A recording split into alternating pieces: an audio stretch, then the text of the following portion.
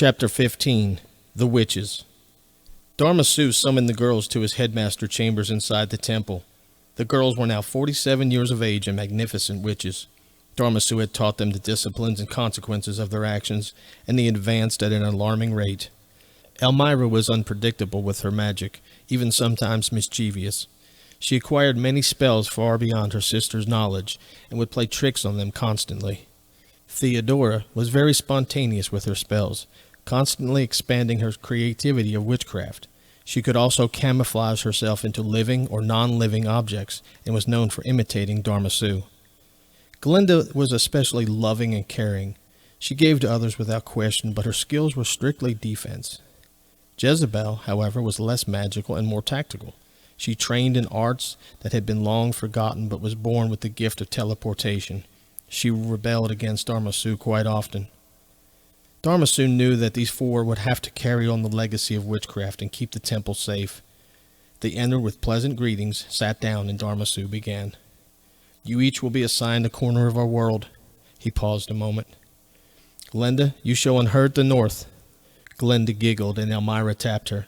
"Jezebel," he looked at her, "your domain lies in the south." Dharmasu was always watching, though it was not perceived that way. "Elmira shall be the guardian of the west." Dharmasu glanced at Theodora. "You shall protect the east. These you shall protect together, forever, as long as you all shall live." Glinda giggled again, and Jezebel shrugged. He told the girls of the evil that lurked in Quanta, and how many kingdoms around them had been conquered, and that there were now machine men spotted in the forbidden forest just outside of Alama. Dharmasu was strict with them to never engage in wickedness with their magic, but defending the right of all was justified. He also foretold of a great and powerful wizard that would come and free the people of Quanta. However, after telling them the truth about Baisu, Jezebel jumped up. "We have to kill our father?"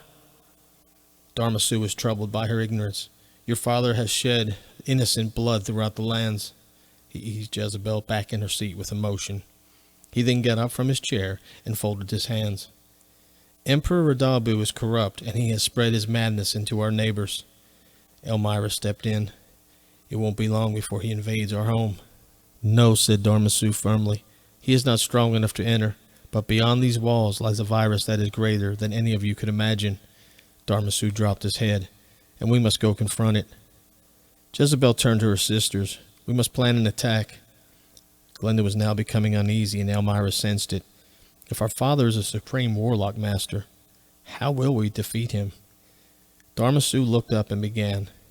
"This will be no easy task, and what I am about to ask comes at a great price, but it must be done."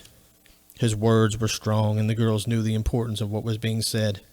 "It will take Glinda and I to defend all of us with a shield of protection."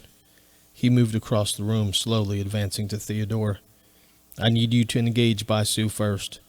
You must imitate the Emperor in order to get close to him." Dharmasu raised his hand. "You must hit him with a paralyzed spell, Theodora." His hand glowed with power. "Elmira," Dharmasu reached out, and the glow subsided. "You must reach into his chest and pull out his heart." He knew Elmira was strong enough for this. He just wasn't sure of her feelings. Dharmasu then walked up to Jezebel. "My dear, you must finish the task by teleporting behind him." He hesitated. "Then you must tear off his head." Dharmasu turned away for just a moment and regained himself. "I am sorry for what I must ask from all of you." He was upset that he would have the girls do such violent acts. The temple's view was amazing at this time of day, he thought.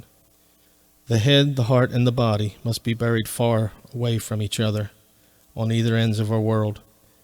These three things must never come in contact again." Glinda was troubled by all of this. "Was my father ever a good man?" she asked. Dharmasu had to be careful of how he answered. He was assertive with his reply. "No." They needed to know there was no hope for their father. The dark spirit had possessed Baisu, and he had tried to consume their mother Shibei, but Shibei was so powerful that the dark spirit could not control her as it did their father. For this, the dark spirit made sure that Shibei would die. Malachi was no more than a stepping stone that led it to Radabu. 1,000 years to this dark spirit was a mere blink of an eye. Patience was its virtue, and time was all it had. Dharmasu had seen this, and knew it must pass. "Do not give in to confusion," Dharmasu continued. "You must attack with all that you've learned. This took Jezebel by surprise. "Are you afraid of our father?" she said. Dharma Su looked at her with intent. "No!" They had never seen their master lose his composure. "No," he said, turning quickly. "It is not Basu that I fear." "Then what is it, master?" asked Theodore. "The dark spirit that dwells within him." He glared at them all. "This spirit has been here since the beginning, and it will continue until the end. Keep what you have learned and complete that which is expected of you." The girls agreed. This was now Dharma Su's hope, the daughters of the greatest warlock and witch to ever be conceived. Theodore looked out the window towards the north, where Quanta lied. Just then a flash of electricity shot across the sky. "Did you see that?" she said abruptly. Dharma Su felt it. "Our wizard has arrived," he said, laying his hand on Elmira's shoulder. "It is time for us to go."